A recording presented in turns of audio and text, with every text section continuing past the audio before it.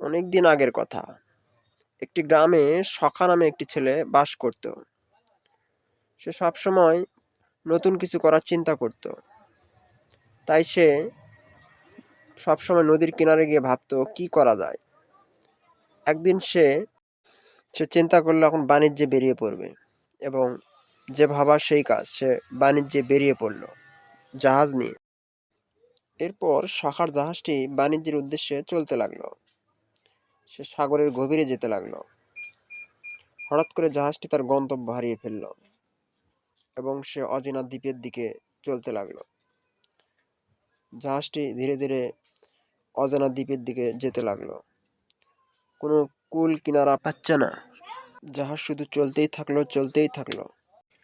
সখা জাহাজের ওপরে ছিল, তাই সে সবকিছু উপর থেকে দেখতে পাচ্ছিল। এরপর দেখলো দুই পাশে ঘন জঙ্গল, মাঝখান দিয়ে নদী বয়ে গেছে। এরপর ধীরে ধীরে সেই জঙ্গলের দিকে এগোতে লাগলো। সে চলতে থাকলো, চলতে থাকলো। হঠাৎ করে আকাশে মেঘ দেখা দিল, এবং প্রচণ্ড ঝড় শুরু হলো।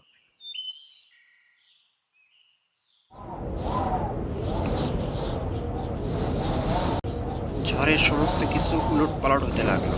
সে দ্রুত জাহাজ সামনের দিকে এগোতে লাগলো। সকা শুধু উপরে ছিল, বাদ বাকি সবাই ভিতরে ছিল জাহাজ। এদিকে ঝড় বৃষ্টি হচ্ছে, এদিকে জাহাজ চলতেছে। চলতে চলতে সে সামনের দিকে এগোতে লাগলো। হঠাৎ করে জাহাজটি কাঁপতে কাঁপতে ঠিক সাগরের ভিতরে ডুবে যেতে লাগলো, এবং জাহাজে থাকা সবাই মারা গেল, একমাত্র সখা ছাড়া। সখা একটি দ্বীপে এসে পৌঁছলো। সখা একটি নিঝুম দ্বীপে এসে পৌঁছালো, এবং সে এক জায়গায় বসলো।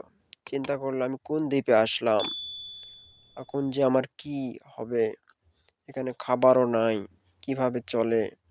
এসব চিন্তা করতে করতে সে ওখান থেকে উঠে জঙ্গলের দিকে এগিয়ে যেতে লাগলো। এরপর সখা জঙ্গলের ভিতরে ঘুরতে থাকে, এবং সে খাবারের খোঁজ করতে থাকে।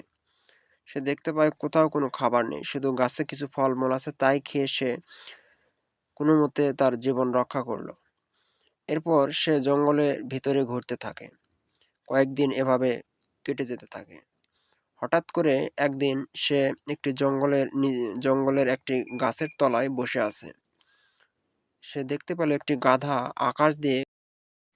গাধাটি আকাশ দিয়ে উড়ে একটি গাছের তলায় এসে শুয়ে পড়ল।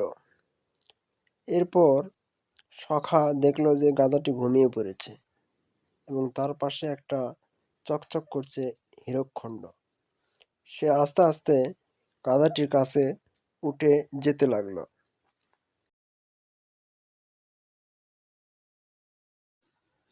এটা তো আসলে একটা হীরকখণ্ড, এই বলে সখা হীরকখণ্ডটি হাতে নিল। হীরকখণ্ডটি হাতে নিয়ে সখা ভাবল, যদি গাধাটি জেগে যায় তাহলে তো আমায় আক্রমণ করবে, তাহলে তো আমি বিপদে পড়ে যাব। যদি এখনই আমি এই গাছের উপরে উঠে যেতে পারতাম, তাহলে সে আমার কোনো ক্ষতিই করতে পারতো না। এই ভাবার সাথে সাথে সখা গাছের উপরে উঠে গেল, এবং সে বুঝতে পারল এটি একটি জাদুর হীরকখণ্ড, এবং ইচ্ছা পূরণ করতে পারবে। তাই সে পরীক্ষা করার জন্য আবার ইচ্ছা প্রকাশ করলো যে আমি গাছের নিচে যদি যেতে পারতাম। সাথে সাথে সে গাছের নিচে চলে আসলো। সে এবার বুঝে গেল যে এটি একটি জাদুর হীরকখণ্ড, এবং যা ইচ্ছা করবে এটিতে তাই হয়ে যাবে। এরপর হঠাৎ করে গাধাটি জেগে গেল, এবং সখা বুঝতে পারলো যে গাধাটি এখন আক্রমণ করবে। তাই সে আর দেরি না করে সরাসরি গাছের মাথার উপরে উঠে যেতে লাগলো, এবং উঠে বসে থাকলো। এদিকে গাধাটি সমানে তার হীরাটি দেখতে না পেয়ে সমানে আক্রমণ করতে লাগলো। আক্রমণের সে বিভিন্নভাবে পা নাড়াচাড়া করতে লাগলো এবং আক্রমণ করতে লাগলো। সখা এই অবস্থা দেখে সে বুঝতে পারলো গাধাটি এখন তাকে আক্রমণ করবে। তাই সে আর দেরি না করে গাধাটিকে আগুন লাগিয়ে দিল, এবং পুড়ে ভস্ম করে দিল। গাধাটি আসলে ছিল একটি দুষ্ট জাদুকর, তাই তার কাছে হীরকখণ্ড ছিল।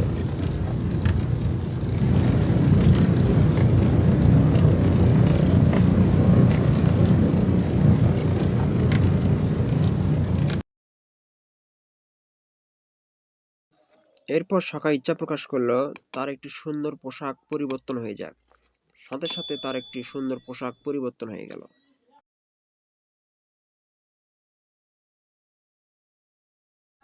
এরপর সকা ইচ্ছা প্রকাশ করলো জাদুর বিছানায় বাড়ি ফিরে যেতে, এবং সঙ্গে সঙ্গে সে জাদুর বিছানায় উড়ে বাড়ির দিকে রওনা হলো।